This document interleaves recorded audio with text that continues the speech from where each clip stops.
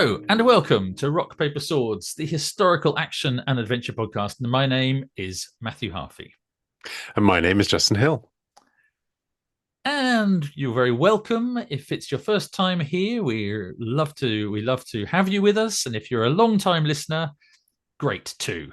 And if you want to support us, there's plenty of ways to do that. You can leave us reviews. You can go and tell all your family and friends to follow us, and you can like and subscribe the podcast wherever you're listening or watching it. And of course, you can sign up to Patreon as well. And that's patreon.com/rock paper swords podcast. And you can even buy us a beer and get a shout out by heading to coffee.com/rock paper swords. That's ko-fi.com/rock paper swords. And all these different ways of supporting us, which would be wonderful. And yeah, go and check out Patreon. You get loads of bonus content. I kind of lost the thread there because Justin, you did something weird. I did do something weird. I was playing with the lighting. Suddenly it's got very bright. You've suddenly lit up. Yeah. So subscribe, leave reviews. We love 5-star reviews. We like 4-star reviews. This is the cursed episode. We love 5-star reviews, and we are loving getting feedback from you guys. Should we start again? What are we loving? We're loving it all. I don't know what we're loving. Oh dear. What do you love, Justin? Oh dear. I love you, Matthew. Thank you. I love you too. This is like one of those podcasts that they just giggle all the time, and people get really annoyed because they say, "Oh, those people just all they do is giggle at their own jokes." Yeah, we're slightly mad because, or we're sort of giggling slightly madly because at the very beginning of this recording, it didn't work, or it did, and then it sort of stopped and started, and it was a bit weird. And so we now wonder if this is properly recording or if something's gone wrong somewhere. So we could do the whole thing and lose it all, which would be interesting. And we have a little American lady speaking in our ears. Yeah, every now and again, saying recording stopped. Yeah, recording in progress. Recording in progress. We're hoping it's in progress now. Anyway, so back to you, Justin. What do you like? You like 5-star reviews, I think. Yeah, we love 5-star reviews, and we're looking at ways to do more episodes and talk about different things. And we would love your ideas or questions, anything you would like us to talk about. And we're very happy to sit down and talk to each other about it. There you go. That's it. So on that note, we've got, obviously today we have a guest coming along. Yeah. But before we get the guest in, how's things with you? How's life, and how's the writing going? Yeah, the writing's going really well. It's a kind of a mad time because my kids are all in the school play, and so it's on in a couple of weeks, and so it's kind of, full time now, late night pickups, full day Sunday rehearsals. So it just gets a bit mad. Parents' evening had last night. There's rugby. I spent my entire weekend driving kids, either watching rugby or driving kids to and from rugby tournaments. So come the end of November, I think everything just relaxes a little bit for Christmas. So yeah. Isn't that kind of mad stage? And of course, I was down in Nottingham this week as well, talking to my Black Library editors, when we were brainstorming ideas, which is always kind of fun. That sounds great. Yeah, did you come up with any good ideas? Yeah, we were talking about really kind of big themes and kind of broad brushstrokes, but inevitably you start to kind of it's like a dog on a hunt. You get a kind of a sniff, and oh, that sounds like a good idea. Yeah, and then you kind of was three of us, and we were off, just kind of playing with ideas. So I don't know about you, I'm a kind of a slow thinker, so I like to I'll probably sit in it for about a week, and I'll be walking a dog and I'll get a brilliant idea. So I'm just there's no rush. I haven't finished this one yet, so I wanted to give myself time just to kind of let ideas percolate. So so I'm waiting for kind of inspiration now, just to kind of hit. I've got quite a good idea of the character and his name and some of the things that happen in the story. That's all good. You got some ideas of the story, you got a name of a character, and stuff like that. That's all good. So that's a good starting point. Absolutely. Yeah. Very productive. And yourself, how's Yeah, good. It's actually been a great today has been the best writing day that I've had in a long time. Ah, so you've started because writing. I've started. Yeah. Well, Brilliant. that's why it's been the Mm, best day, because I actually set myself the goal of properly writing 2,000 words, and I did today. So I hit 2,000. I wrote 2,200 words or something, and even cleaned up what I wrote as well. So I had time because I didn't get interrupted all day. My mm. wife's been away on a work thing all day. She left like at 6 o'clock in the morning. So I got up really early and I walked the dog early and had plenty of time to write. My daughter's at uni, so everything's been very relaxed at home. Me and the dog, writing, walking the dog, editing, preparing for the podcast. But yeah, really good. So I've written the first sort of, there's like a short intro chapter, and then I've written like a full proper chapter. So Okay. So how many you've been working on it this week? this week, so I've written about 3,000 words. This is the first day that I've written 2,000 words Wow. properly, because I've kind of finished the structural plan of it. And I'm like you, I take a long time percolating ideas. And I've got this document here that I actually printed out, which is all of the cast of characters, their descriptions, and all of like the synopsis of everything. And so I've been doing all of that in Eon Timeline, which is the software that we've discussed before. Actually, I discussed with Stephen a couple of years ago as one of the episodes. And then that you can put in all the details of the timeline and the events, and you can move things around and put relationships and say which characters are involved and their ages. So it's really useful. So I've been using that, and then I port, once I've got sort of a structure that I think is more or less okay, and I think I've got like 27 events, scenes, chapters, or whatever, in some sort of order that takes me through the story. I then port that over to Scrivener. So that links to Scrivener, will automatically create all the chapters and ports all the characters as files as well, and locations and stuff. So I've done that. And then at that point, I think what you can do is, as you update things, you can keep on sort of syncing the two products together. But at that point, I kind of stop syncing the two, and I'll just focus on the writing in Scrivener and kind of just leave the other bit there as kind of my initial plan. But I start getting worried then about tinkering with things and moving things around. I'm scared that things are going to suddenly disappear, because it does like an automatic linking and says, "Oh, you're missing a file here. Let's copy a file over." I'm like, "Oh no, I don't want to fiddle Don't with do the that. book at that point." Yeah. So, because I know when I'm switching settings, it takes me a while to get my head into kind of the new world. So, how have you found writing Roman, Roman Yeah. Rome, Latin Well, Rome? it's really, it has been a real uh, change, a massive change, and it's quite complicated for me. I'm finding it, like you say, it's a real jump, and I'm finding it quite complicated, really. I found the shift over to 19th century Oregon, America, easier, because it was more wilderness based. And so you can kind of extrapolate your own experiences of being around in the wilderness, and done a bit of horse riding and stuff, so you can kind of imagine that you're there.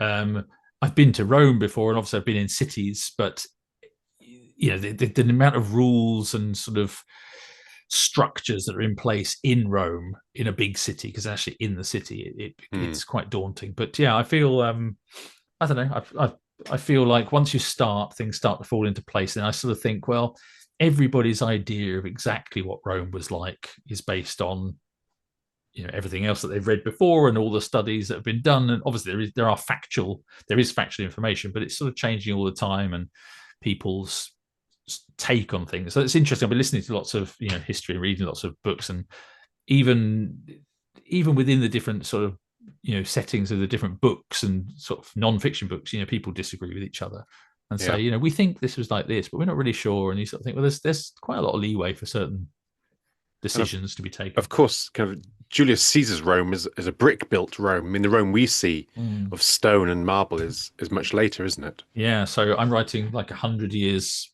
after Julius Caesar, I guess. I mean, Trajan dies in 117, I think it is. And I think this is set in 119, to be very specific. Yeah. So yeah, just sort of second or third year of Hadrian's reign after taking over from Trajan. And is that kind of the glory time in Rome? Yeah, very much so. Yeah, second century of the Imperium, sort of the Imperial Rome. It definitely is. There's a lot of building going on. Obviously, in Trajan's time, they built Trajan's Column, Trajan's Forum, Trajan's Baths. Trajan had a new aqueduct added as well, so it was really lots of construction going on Sorry, Yeah. I don't know if I said Hadrian or Trajan, but obviously you've got then Hadrian was building loads of stuff as well. Trajan, Hmm. Hadrian's walls, and in obviously in Britain, but he was building stuff all over the empire. Hadrian, so Yeah. it was very much Trajan and Hadrian were both supposedly very good emperors. In Hmm. fact, Trajan was deemed princeps imperator, which is like the prince or the best of the best Yeah. emperors. So there you go. He's the last emperor to expand the empire of Rome, And Trajan. Hadrian is the one who then sets the kind of boundaries. Yeah, Hadrian just sort of solidifies it, and I think sort of moves back and sort of consolidates. There's certain bits where I think Trajan had kind of overstepped himself, and then he died anyway, so he couldn't keep pushing. He wanted to push. He wanted to be like Alexander the Great and Hmm. push all the way through to India, but he obviously got ill or was poisoned or whatever, and that was the end of him. Yeah. So anyway, yeah, so good stuff. I feel like I'm actually making really good progress, and yeah, feels really good. This is a full-length novel. Yeah, it will be. Yeah, once I once I write And it. and how long are your full-length novels? Well, in my contract this time actually says it has to be 100. I think it's 130,000 words Wow. plus or minus 10%. So they're being very specific. Very specific, and it seems it's longer than ever before. They started off saying 100,000, then they said 120,000, now they said 130. I don't really understand why, because I don't think the longer my books are, the more they sell. In fact, my best-selling books have been just shorter ones, so a Is it little just a bit typo, confused. maybe? Because, It could be. I don't think, to be honest, I don't think they care. As long I kind of aim nominally. I used to aim for 100,000, and I'd always overshoot. hmm, My longest book has been 160,000, and that was when I was aiming for 100,000. So I really overshot. hmm. Most of them end up being around between 120, 130 mark, but it seems just to be the way it falls out. But I'm sort of aiming for 110, 120, really. Yeah, I think Shield Wall's my longest. I think that's over 110, maybe 112. Yeah, This one at the moment is 85,000. it's Um, like a short story. well, normally I'd have handed it in as a first draft already because I tend to make my next draft longer. Yeah, So, yeah, so I reckon probably another 20,000, ooh, maybe more, 30,000. So I'm pretty looking probably, chunky. yeah, a finished novel of about 120,000, which is by far my longest. And it's a Black Library one Yeah, that you're writing. Oh, okay. yeah. Which you can't tell us anything So I about can tell until you like. But you absolutely can tell me nothing. offline. You can tell me like offline, and then if I say anything publicly, you have to kill me. Yeah, you can leak it to the public. I'll link it on the podcast, and suddenly there'll like be some evil presence will appear behind me. One of the inquisitors will come in and sort of like kill me, Yeah, drag and me then off. I'm very excited to get back to my own Justin Hill novel, which is also about 80,000 words. Mm. And that one, how long have you got to go on that one? Probably another 20,000. Okay. So, yeah. I'd like to get that done before Christmas. I'd like to get it sold. I I I don't know if we met at Christmas last year for the authors get together, Yeah. and I snuck off after lunch to go and meet my editor. I was a little Yes. pissed, but I Yeah, tried you to were act very sober, slightly inebriated. and I came back and met you in the pub. Yeah. And so we're meeting again this December, aren't we, for Yeah, a yeah. get together? And I was actually going to say we should do I'll bring the recording stuff, and we could do a little bonus episode in the pub with some of the guys, That'd be cool. just because it's a bonus. So there you go. Yeah. And anyway, on that note of other writers, we have another writer in the waiting room. We do. And shall I let her in? Absolutely. Okay, let's do it.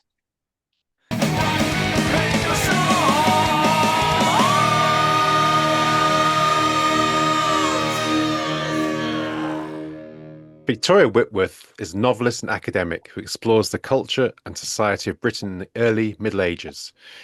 She's the author of Dying and Death in Later Anglo-Saxon England as Victoria Thompson, historical novels The Bone Thief and Traitor's Pit as V.M. Whitworth, Daughter of the Wolf, and Swimming with Seals, which was shortlisted for the Penn Ackley Prize, and most recently, Dust and Pomegranates, How Greece Changed Me Forever, which was also shortlisted for a prize, the ILS, ooh, I'm not sure how to Stepka. pronounce Shepka Yeah. Prize 2025, a highly original exploration of myth and legend. And we're here this evening to talk about her latest book, The Book of Kells, Unlocking the Enigma, a new and definitive account of one of the most famous and mysterious manuscripts in the world. Welcome to Rock, Paper, Swords, Victoria Whitworth. Delighted to be here. Thank you, Justin. Yeah, welcome, Victoria. It's nice to meet you finally. We were just saying Yeah. before we came on air that we've sort of circled around each other for years, and we both share a publisher. So it's nice to finally put a Who face. knows? One day we may physically actually be in the same space, but in the meantime, this is great. And you've been very busy because the first time we met, I think you just had your first novel published, and you were talking about it at a conference at Nottingham University. So you've had an incredibly productive, I think about 10 years. Well, I'm glad you put it like that because I always feel it takes me forever to write a book, and the Book of Kells book is really the best example of that because it has been nearly 10 years since I started Mm. working on it, and it's been a long and bumpy road. And it's just wonderful that it's now out there in the world. Yeah, I was struck by the quote at the beginning of the book, which is Thomas A. Clarke's In Praise of Walking. And part of it says wrong turnings, doubling back, pauses and digressions. And was this a description of your research into the Book of Kells? Well, actually, it was more that Thomas's wonderful poem made me think about the experience of reading the Book of Kells Mm. because and it, I don't even know where to start. The Book of Kells is so amazing. And one of the things that is so amazing about it is the scribe's extraordinarily creative way with the sacred text. And this is so far from being on most people's radar about the Book of Kells that nobody seems to want to talk about it but me. So, But so just before you delve into yeah, great detail of the Book of Kells, I'm okay. just thinking there's probably people watching or listening to this that don't Oh, know yeah. anything about the Book of Kells, and we've sort of talking about it now as if because we Yeah, all know. And the book here, anyone that can see the Book of Kells, I mean, my thing's not very clear, is it? yeah. But anyway, it looks amazing, this book. But could you give us some sort of high level few sentences of just saying, what the Book of Kells is and where it is and Yeah, absolutely. Well, the Book of Kells, my favorite quotation about the Book of Kells is from a Doctor Who episode about the Book of Kells. And that quotation is probably the most famous medieval manuscript in the world. So if Doctor Who says it, it's obviously true. And it's really hard to think of a rival. It is a copy of the Latin Gospels, so Matthew, Mark, Luke, and John, their stories about Christ and some prefatory material, and it's now housed in Trinity College Dublin. And it is just exponentially the most decorated gospel manuscript from the early Middle Ages. And it's got some serious rivals. I mean, people may have heard of the Lindisfarne Gospels, which is probably about a generation earlier than the Book of Kells. And Kells is literally, I mean, if I said it was 10 times more ornamented and decorated than Lindisfarne, I'd probably be underestimating. And Mm. that's just about quantity and not the quality and the placement of the ornament and the full page illustrations. So it's just off on a different kind of scale from anything else that we've got. And that's not just true from Britain and Ireland, that's true from the Frankish world as well. And I don't know the Greek New Testament tradition as well, but I'm not aware of any Greek manuscript that's anything like the Book of Kells. So Mm. it's really unique. amazing. And so what obviously it's incredibly unique, as you just said, and really important historically. Is that what drew you to write about it? Just the fact that it's so important, or the fact that it's lots of different things? You mentioned in the book, it's a devout, sacred book. It's a national treasure. It's a museum exhibit. It's a tourist icon. It's in Doctor Who. It What has is many what identities. what Yeah. what about it actually drew you to say, okay, I'm going to actually write a book about this massive, famous book? Well, I think to be honest, it was cussedness, because I get really annoyed. I won't swear on this very, You can well-behaved swear. podcast. You can swear if you wish. I get really annoyed with academic writing, and I wanted to write the book about the Book of Kells, which I wished I'd had when I was about 20 and first starting being attracted to this part of history and this part of the world and this kind of manuscript. And the trouble with the Book of Kells is it's so damn beautiful, and people get completely beguiled by its beauty, and they don't go any further. They just go, oh my goodness, isn't it beautiful? And then kind of stop, or try and go a bit further, and you're straight into the weeds. And immediately you're dealing with the liturgy, and you're dealing with theology, and you're dealing with Latin, and you're dealing with the quite weird Latin that the Book of Kells comes up with quite often. And you're trying to engage with academic writing, which is really written for insiders. And it's really, really uphill struggle territory. And I just thought, this is such an amazing book. And, here I am, I'm a storyteller as well as an academic. And surely I can write the book, which is like, come with me, trust me, there will be Latin, like here be dragons, here be Latin. But let's come on a journey and explore this manuscript in a way that I think, anybody, general reader, undergraduate, and I hope some of my academic colleagues will find attractive. Mm. I mean, it seems to me such, I think it's the kind of book I wish I'd have had, 20 years ago about one of these. My work here is done. Yeah, because Yes. you see the illustrated pages and you see them in, the British Library. And what really impressed me about this book is the kind of the amount of detail and explanation that you go into, because there's so much. I mean, there's contemporary art and jewelry and language, and you're bringing a huge amount of kind of knowledge and learning to the Book of Kells and really exploring it. How much did you know when you started the process of writing this, and how much did you find out, or what things did you find out along the way? Okay, so when I started it, I wasn't really confident that there was going to be a lot of original research in the book. Hmm. I thought I'll do, kind of big overview, some detailed analysis. I'll describe the manuscript. And right at the beginning of the process, I had an amazing stroke of luck, which was that my colleague and friend, Dr McGowan, who's based in Limerick, published his PhD thesis, which is it's freely available online, as is his book, but it's a comprehensive analysis of the scribe, the script, the calligraphy of the book, and the relationship between the scribe and his colleague, the master artist. And there are only these two people at work on the Book of Kells. And what Donnacha showed beyond a shadow of doubt is that it is a single scribe responsible for the whole manuscript.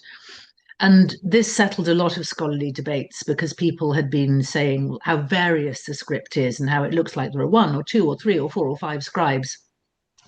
But no one had ever been able to pinpoint the moment of scribal handover. And usually, if you look at the Beowulf manuscript or something, you can see perfectly well there's a change of handwriting. Scribe A puts his pen down, scribe B picks his pen up, But in Kells, despite the variations, nobody could see these moments. And so Donnacha demonstrated that actually it's the one scribe who has this extraordinary kind of variety and playfulness in the way that he forms his letters and lays out his text on the page. And what that does is allows us to think about really the whole of the Book of Kells as much more of a unity, rather than being a kind of collegiate project by maybe half a dozen people across a scriptorium, maybe across decades.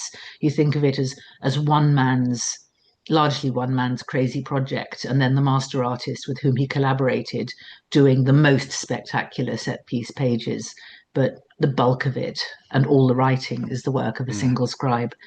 And that set me off thinking about the manuscript in different ways. So I'll just park that for the moment, and maybe we can come back to it. But the other thing, and the thing that most people seem interested in about my book, is the question of where the Book of Kells was made. And, if you read any textbook about this period, you will come across a sentence, something along the lines of, the general scholarly consensus is that the Book of Kells was made on Iona. And I read this and I thought, but why?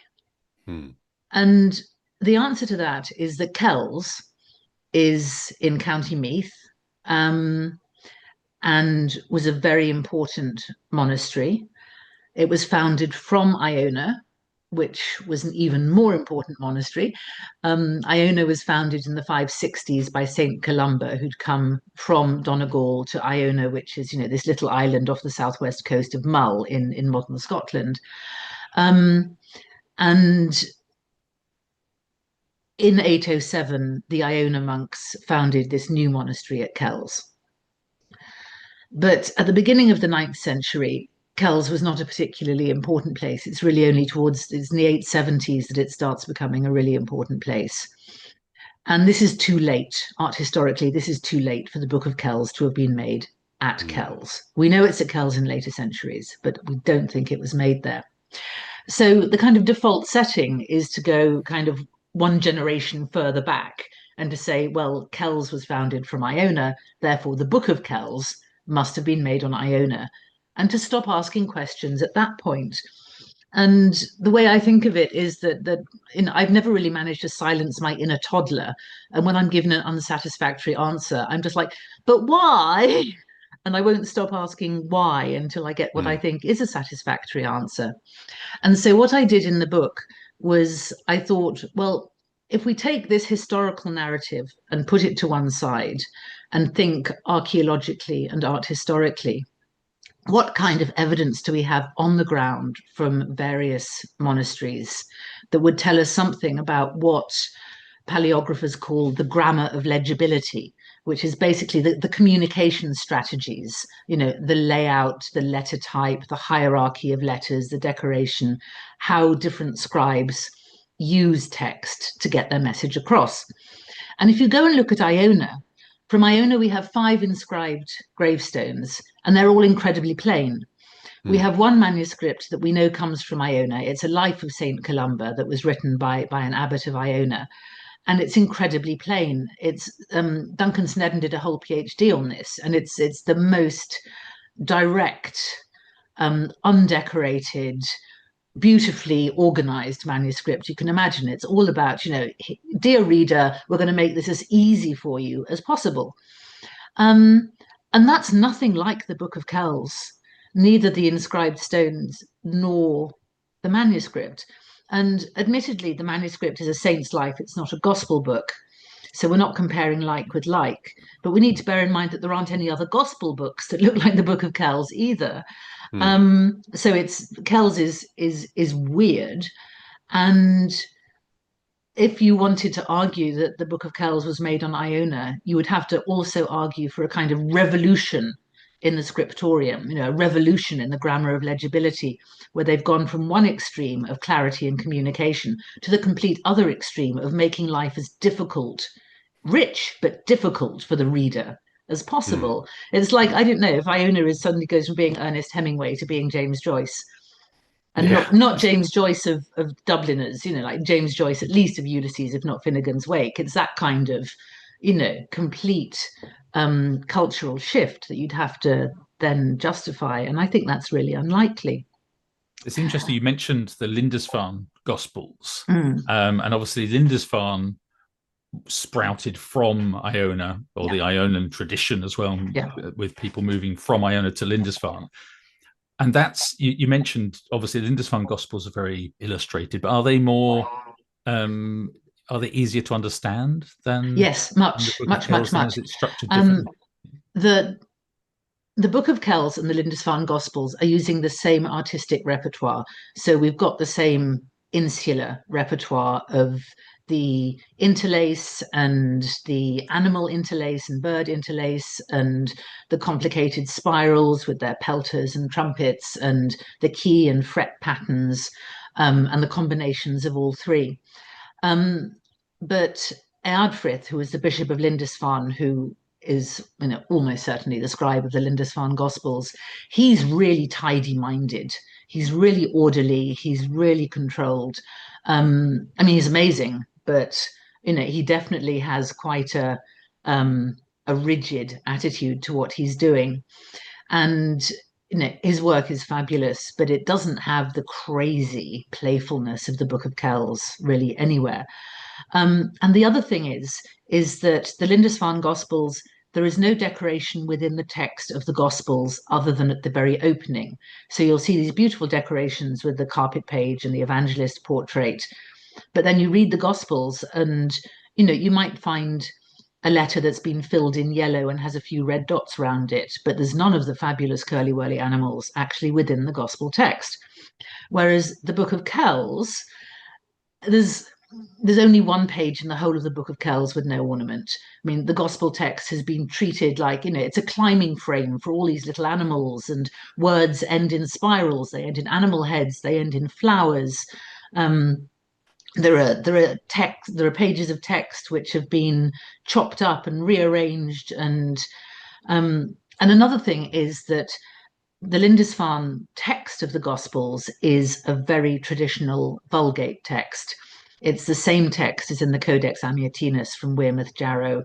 It's a very, very Roman conventional text, and the actual text of the Book of Kells is. I don't really. I mean, it's like nothing else. It's a bit psychedelic, isn't it? Just kind of an odd collection of different bits kind of mixed in together. Well, it's things like just to backtrack ever so slightly. I mean, the Gospels were originally in Greek, and even within the first century, they were moving west within the empire. I mean, Paul writes a letter to the Romans. And fairly early on, probably certainly by the 2nd century, they're being translated into Latin in lots of different communities and unofficially. And Latin-speaking Christians are wanting a Latin version of the Gospels. And at the same time as this, all the liturgy is being developed, and so these early unofficial translations feed into the liturgy. And then over the course of the 4th century, Christianity becomes the official religion of the Roman Empire.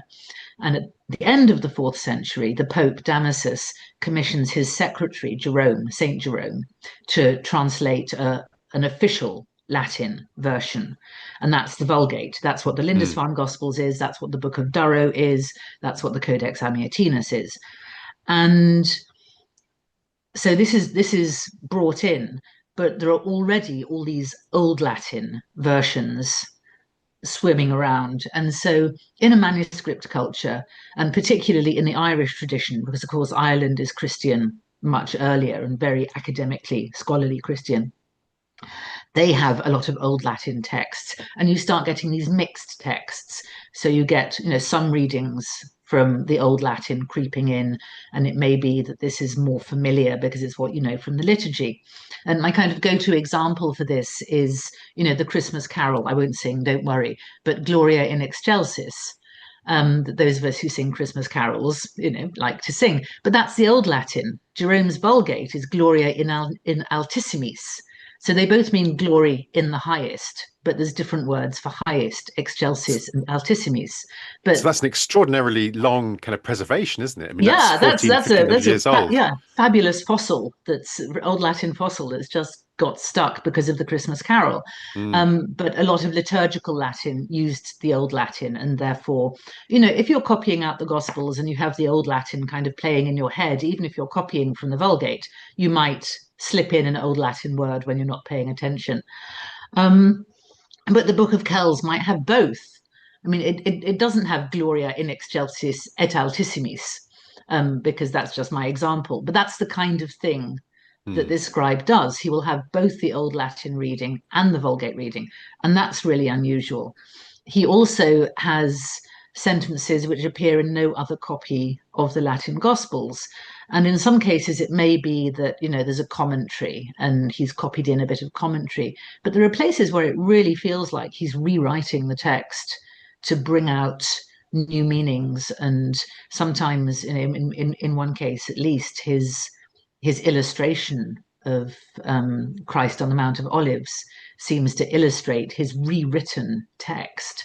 And this is actually the text where Christ is instituting the Last Supper and talking about the Eucharist. And this isn't just the Gospels. This isn't just Jesus's own words. This is Jesus's own words when he's instituting the Eucharist, and our scribe feels that he can change it. So this isn't an Irish type text. It's not a Northumbrian type text. And as you will know from having read the book, I am making a case that Kells is so unusual because it comes from a culture from which no other manuscript survives, and that is the Picts of Eastern Scotland. And whereas, until quite recently, the narrative was dominated by Lindisfarne, and of course we have Bede and we have the anonymous life of St Cuthbert to tell us about Lindisfarne and Iona, and we have Adamnan, the abbot of Iona, who wrote the life of St Columba to tell us about Iona. We don't have voices from Pictland.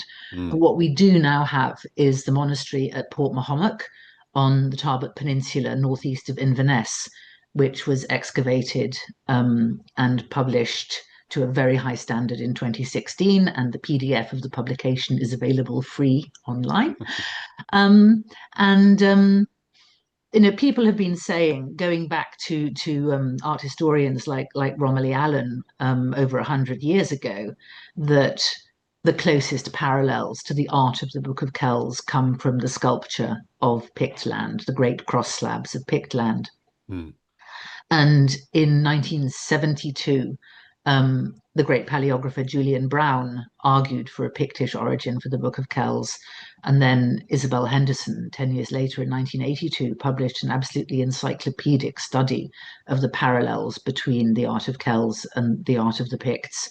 And even though, Anglo-Saxon kingdoms, Irish kingdoms, various, Pictland, the Dalriada, they're all sharing in the repertoire of insular art. There are very strong regional patterns within this, and over again, the strongest parallels are between the art of Kells and the art of the Picts. And so we now have this phenomenal excavation of the monastery at Portmahomack, and for various reasons, art historical, and the idiosyncrasy of the text of Kells that suggests it's not in a tradition that comes from England or from Ireland. And also my colleague Thomas Keyes is researching the way that vellum is prepared. And he thinks, because that's another puzzle with Kells, is that a lot of the calfskin, the vellum on which it's actually made, people have said, why is it such poor quality? It's brownish and it has big holes in it. And they've said, why would you choose to make your deluxe manuscript on this poor quality vellum?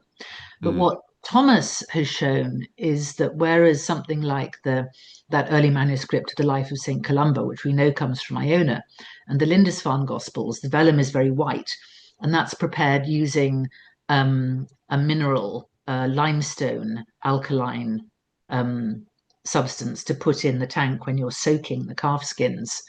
There's no available limestone source at Portmahomack. And we know from the excavation, because the vellum manufacturing area was excavated, that they were burning enormous quantities of seaweed for the sake of the shells, I think also in the potash in the seaweed, to make a solution for soaking the calf skins. And Thomas, who is very hands-on, has been making his own vellum using this technique and getting vellum that looks just like this brown, quite holy vellum. From and even the kind of the alignment of the vellum is different as well, isn't it? Yeah. That, like Lindisfarne is all kind of a certain direction, and Lindisfarne, I mean, when I said that Erdfred had a certain rigidity in his thinking, I mean, he's just such a wonderful micromanager. In Lindisfarne, the spine of the calf goes across the middle on every single page. There are 3 tiny holes in the vellum, and they're all in the gutter in the center where you open the book. You can't see them at all easily, and they're tiny. Whereas Kells, I mean, Kells makes me think of, the children's book, The Very Hungry Caterpillar, where you like poking your finger through it, because you can literally, look through the hole on one page and see what it is. They're like, some of them the size of 50 pence piece. And this is because Thomas is arguing that because it's an organic mixture, you get bacteria behaving in different ways when the skin is soaking, and then when you've stretched it and you start scraping it to get the hair and the fat off, the bacteria eat away at the vellum surface, and so when you've got your knife and you're scraping it, it's much easier to make a hole. And he says that it's not so much why did they use such crappy vellum to make the Book of Kells, but using the seaweed method, it's astonishing that they made such good vellum. Mm. So, that's a completely independent line of inquiry to mine, but I find it very exciting. And it's, my questions led me to Port Mahomet as the most likely birthplace of the Book of Kells, given our current state of knowledge, and Thomas's have led him in the same direction. Yeah, I was fascinated to see, because we kind of grew up seeing the Lindisfarne Gospels and the Book of Kells, and we kind of assume that they were quite normal, but it was fascinating to see examples of kind of continental Bibles, which were using an entirely different kind of art aesthetic. Yeah. And just how kind of unique and different these ones on the British Isles were. Do you want to tell us about the kind of differences and the things that make the insular style so unique? Oh my goodness. Well, there's the continental style. This is starting towards the end of the 8th century and picking up into the 9th. You get these absolutely astonishing Carolingian court gospels. And the one I chose as my main comparandum is the Harley Golden Gospels, which is also in the British Library, like the Lindisfarne Gospels. And these are very much more inspired by late antique manuscripts, very much more naturalistic and classicizing. But Almost one of Byzantine. yeah, and Byzantine, and Mm. this is the period of, or one of the periods of iconoclasm in the Eastern Church. So you do have quite a lot of artists. There are definitely Byzantine artists coming to Rome, which Charlemagne incorporates into his empire, and yeah, the tradition of late antiquity, of course, goes seamlessly on in the Eastern Empire. And yeah, I mean the way they visualize things is just completely different. The script is different, the layout is different.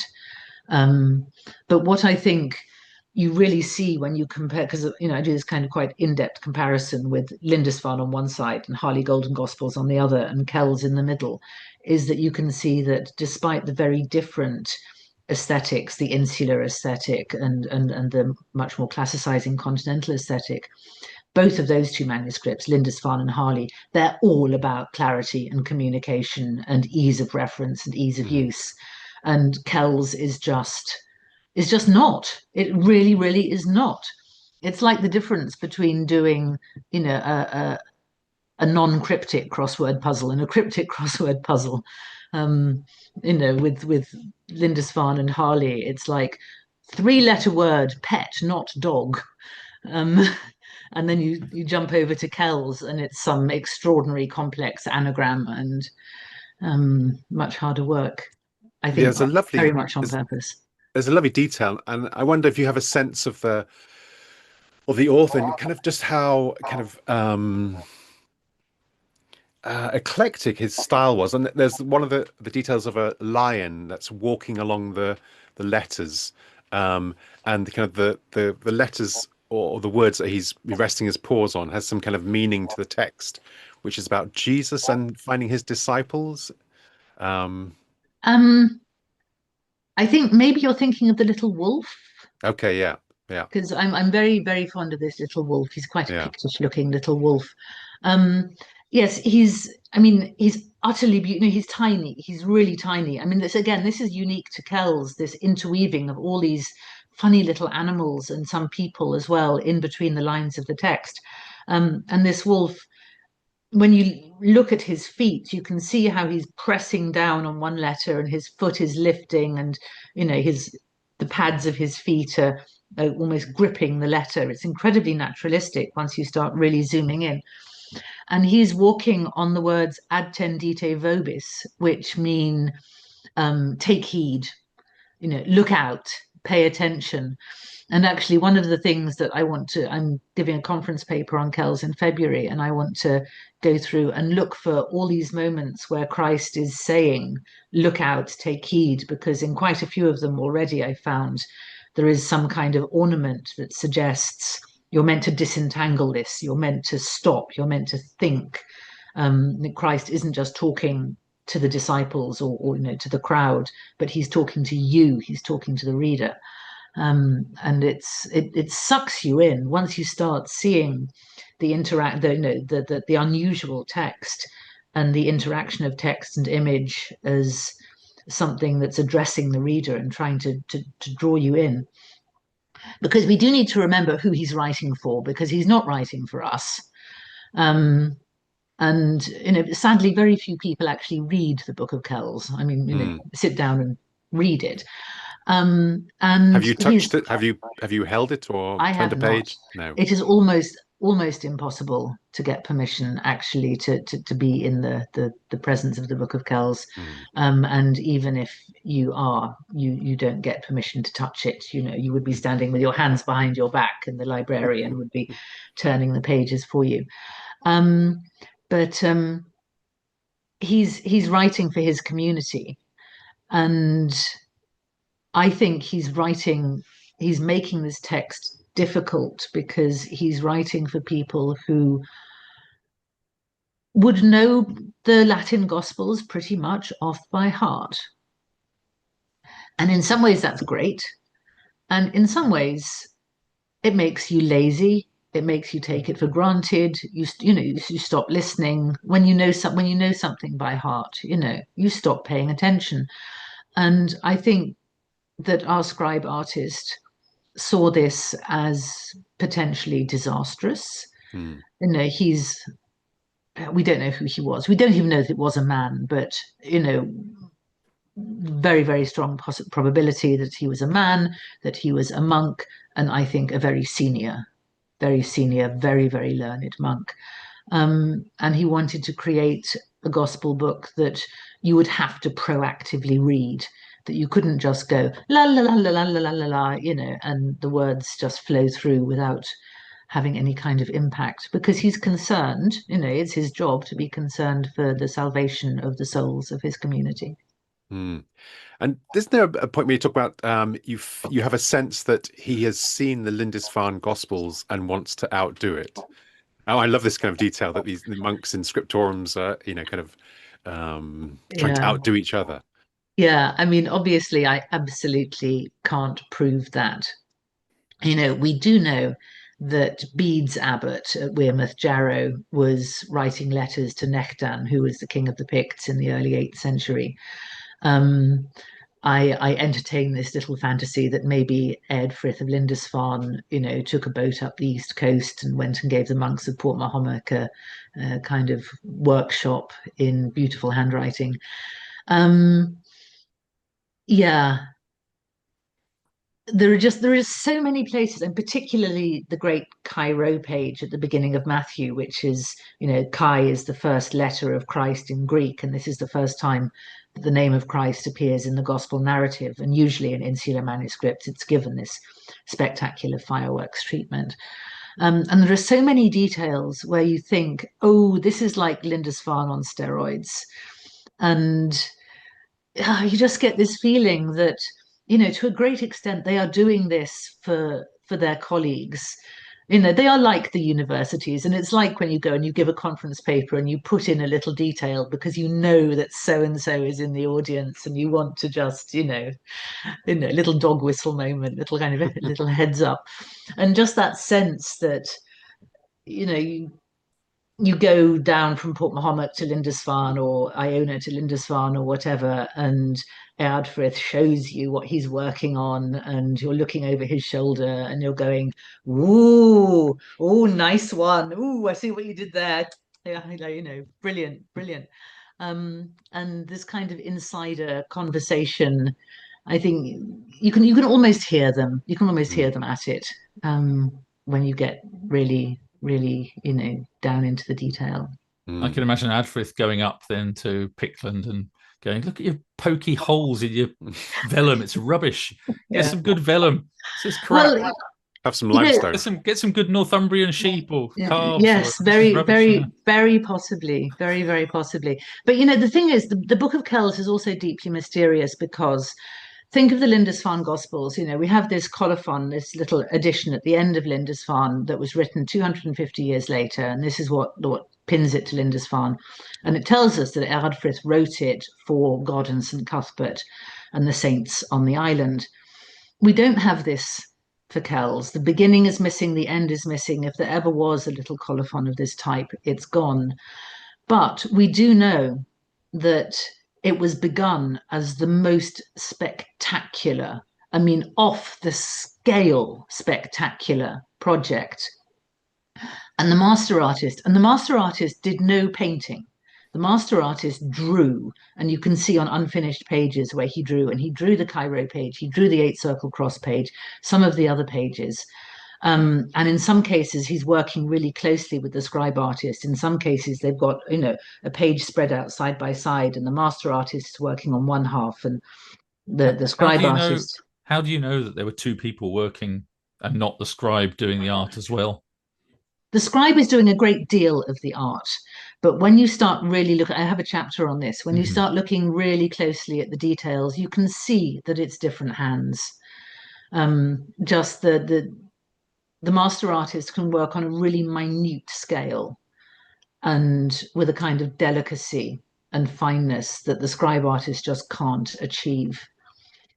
And it's the scribe artist who does the paint. He goes through and he paints, and sometimes he paints the master artist's drawings. You know, he colors in a way that's not particularly sensitive to the drawing. You can just feel, the more you look, the more you can feel these two guys. And then it's the master artist's contribution is unfinished. He goes off the project. For whatever reason, he goes off the project. And this is probably quite early on. You know, he's done quite a lot of work, but nowhere near completed.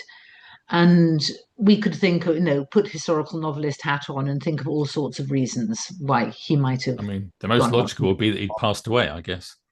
Well, he died, or he had an accident, or one of the things that haunts me is that the master artist is responsible for almost no letters. And the letters that he is responsible for are incredibly stylized and you know, little animals. They're not really script. And I wonder if he was even literate. I wonder what, in my head, I think of him as the king's goldsmith. I think he's this phenomenal designer within the conventions of insular art, absolutely phenomenal. But he's not a calligrapher. You know, he may have been another monk, but he's not doing the writing. And he goes off the project. Maybe he was the king's goldsmith. Maybe the king said, "Oi, you know, back over here and start making beautiful things for me again." And the scribe artist has to finish it, and it's never finished. It's even damaged. You know, we can tell that it was never finished. And he goes back through it, and he goes back through it. And the last phase of him going back through it has to be later, because he's really making poor judgment calls in terms of his coloring in. He's got red paint, and you can actually see it if you look on the back of the book. I don't know if that's clear here, but some of the bits where he's colored he's taken a red line and he's done, and it's just he's lost the fineness of detail. And he's doing the same with the text. He's going through and he's correcting the text. And is there no chance that that's a third person that's picked it up? No, after it's the first definitely two have him. passed It is definitely him, because he's got all the same, because he's still writing, and he's got all the same little you know, tricks and habits. It's the same handwriting. But whether he's, you know, lost his cognitive edge, or whether he's lost a little bit, not quite a tremor, but lost a bit of fine motor control, whether or even his eyesight. I mean, absolutely. You know, the master artist, my God, that has to be a young man's game. You know, you have to have such good near sight, surely. to be able to do this, because now the Book of Kells is digitized. It's on Trinity College Dublin's website. You can zoom in and you can zoom in and you can zoom in, and with the master artist's work, it doesn't matter how far you zoom in, you're still finding, these tiny, tiny little spirals and curls and the rest of it.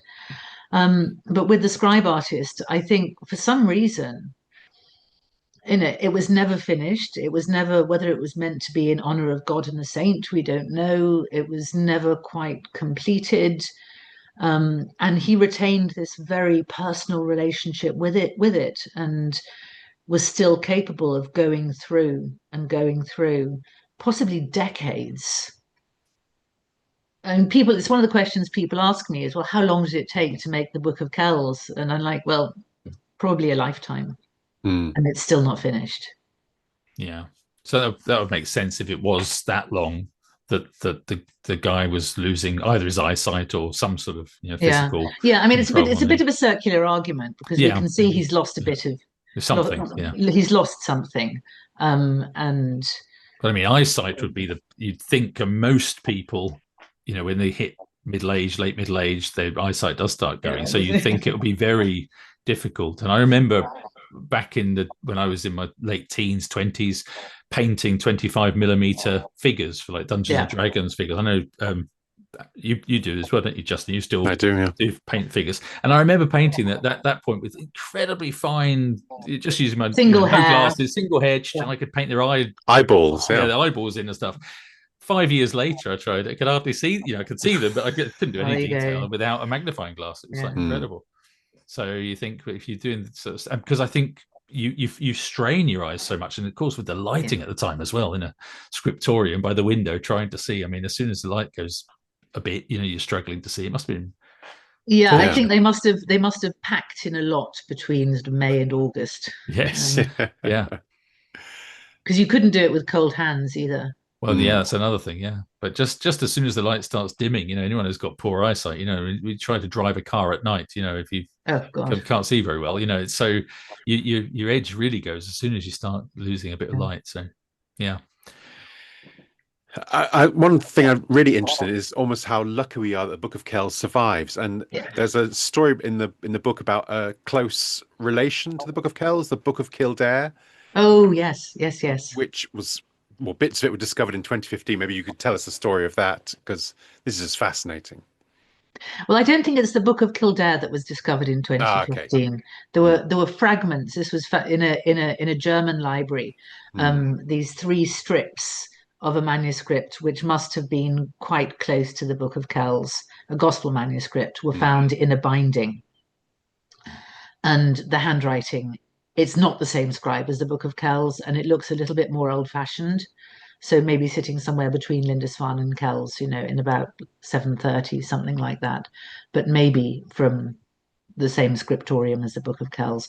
The trouble is, of course, Justin, that we have so few manuscripts, and we want to draw dots between them, and like a join the dots puzzle. And we don't know how many dots there were, and we know we only have 3 dots, and none of our dots have numbers, and we're still trying to make a picture. I've just written 2 chapters for a new history of the book in Scotland, which is coming out with Edinburgh University Press. And for that, I tried to estimate how many manuscripts we have lost from early medieval Scotland. And, we have absolute maximally 4 possibles: that Life of St. Columba, the Book of Kells, and then a 10th century gospel book called the Book of Deer, and an 11th century Psalter. And the latter 2 are certainly in Scotland when they're still fairly new, but we don't know that they were made in Scotland. And that is it. And at a really conservative estimate, we have lost thousands. And we have 4 possibles. So trying to say this manuscript is connected to that manuscript. And then thinking about why we have so many losses. Well, if we just look at the Book of Kells, as I keep saying, it's damaged. We've lost the beginning, and the Gospel of John ends before the crucifixion. We don't have the passion narrative of John. There is a reference in the Annals of Ulster to the great gospel book of Columbkille, of Columba, being stolen from Kells. And it's very possible that this was the name by which the Book of Kells that we have was known in the early 11th century. And it was discovered a month later, buried, and had lost its cover. That may be when it sustained the damage that we have now, if it is the same manuscript. But in terms of Scottish losses, well, first you've got internecine warfare, then you've got the Vikings, then you've got Anglo-Norman conquests and church reform in the 12th century, and then you've got accident, and then you've got, if you are looking at Pictish manuscripts, which notoriously no Pictish manuscripts survive, except I think one does, which is the Book of Kells. But if you're, say, a 12th or 13th century church archivist and you're pressed for space, why would you keep Pictish manuscripts when if they're written in Pictish, it's a language which nobody is speaking anymore? And then you've got a really horrible, in terms of manuscript survival, Reformation in the 1560s. Yeah. The Reformation in Scotland was absolutely brutal, and whereas in England there were collectors like Robert Cotton going around salvaging what they could from monastic libraries. Nobody was doing that in Scotland. So, St Andrew's library was burned. It was just dragged out and burned. So, our losses have been absolutely calamitous, and trying to make sense of what we still have is really tricky.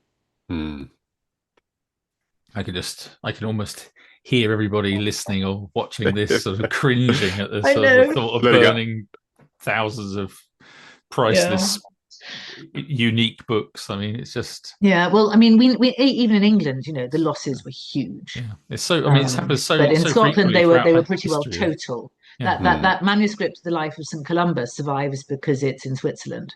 It doesn't survive in Scotland. There's horrible moments throughout history, aren't there, all over the place, where books get destroyed, and it's just horrendous. But obviously, the further back you go in history, the more unique they were, and the fewer copies. And the Book of Kildare, which Justin mentioned, is one of our losses, and we know about it because Gerald of Wales wrote 2 chapters about it in his book about Ireland, and it sounds as if it was up there with the Book of Kells. One of the things that Gerald does say about it is that it's a Vulgate text, so it's clearly not the same. It's not the Book of Kells, but he does describe, the wonderful ornamentation.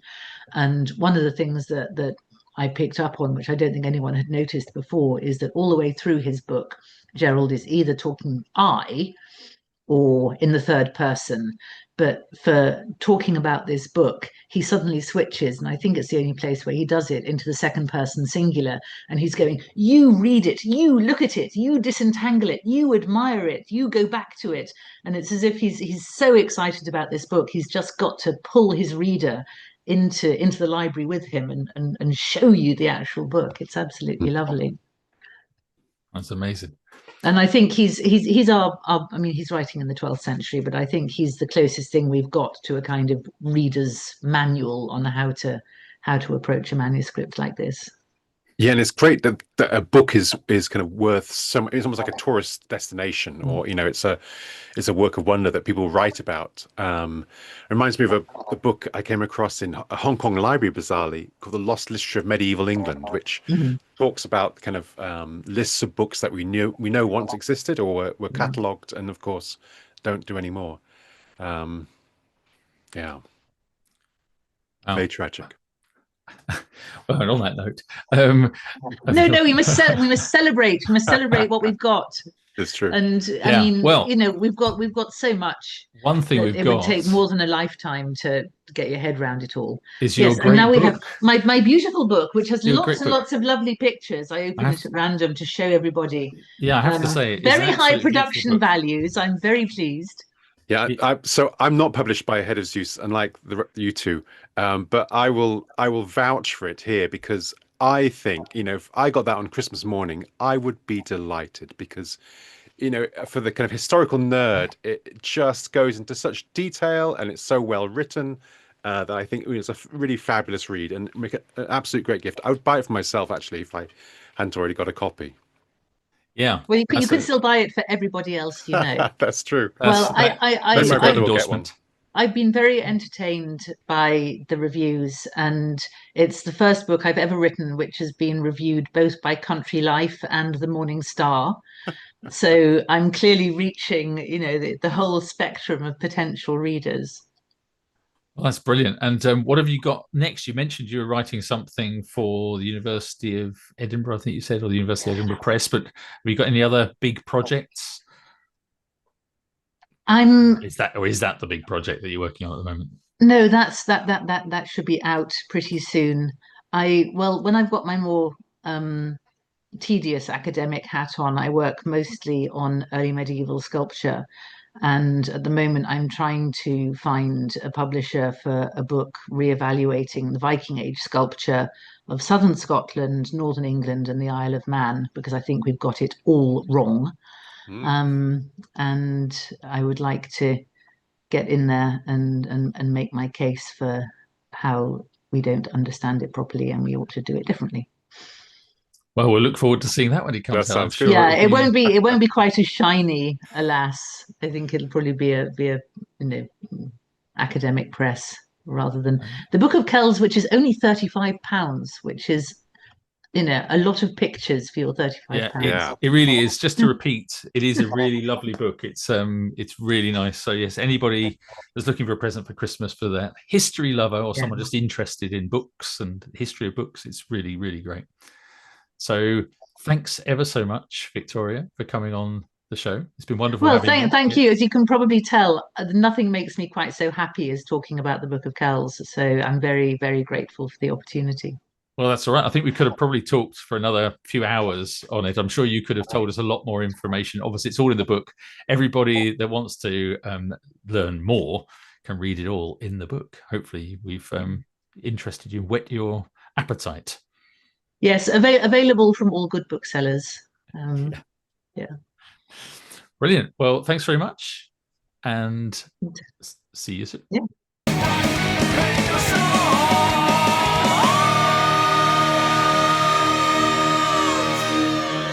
Well, wasn't that interesting? Yeah, fabulous.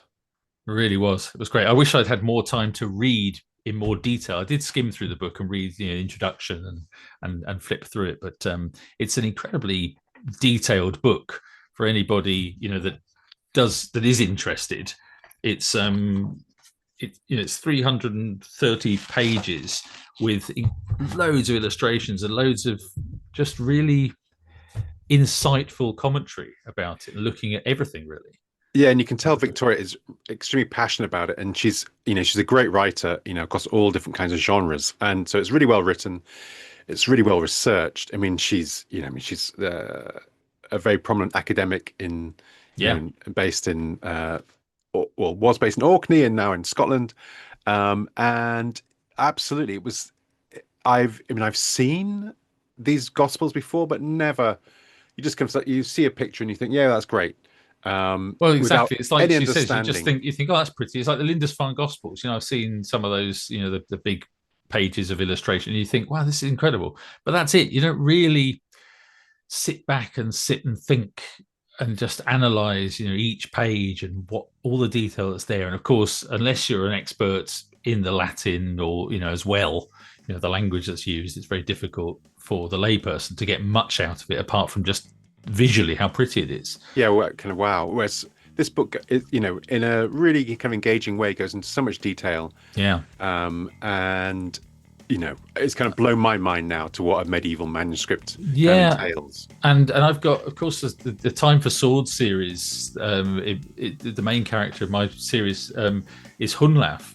And it all starts with a book on Lindisfarne and a book getting stolen by the Vikings and him going after this book. And then the books are a big deal. He's a scribe himself, and so lots of this was sort of making me think, I need to add more detail in the for future books, because he's writing them as an old man looking back, and he's talking about the vellum and the fact that he's using the vellum up and writing his own memoirs, and that the abbot doesn't know that he's using this vellum, and he's going to get into trouble, but he doesn't care because he doesn't like the abbot, so he's doing this thing. And in a way, I've learned so much about the Lindisfarne Gospel as well, because Yes. Victoria often is comparing the two. So it's just kind of, blow my mind and so fascinating. And just how the personality of the writers and the people who compiled these, the whole Vulgate Latin is kind of, I had no idea that there was the kind of these different texts, different versions of the Bible. Yeah, it's brilliant. And some have come through in Christmas carols to today. Yeah, that was amazing. And then I was interested that, we spoke for nearly an hour just about the Book of Kells book. And she's written so much else. And she's written novels. We never even mentioned her novels, really, her historical fiction and other contemporary novels and things that she's written. So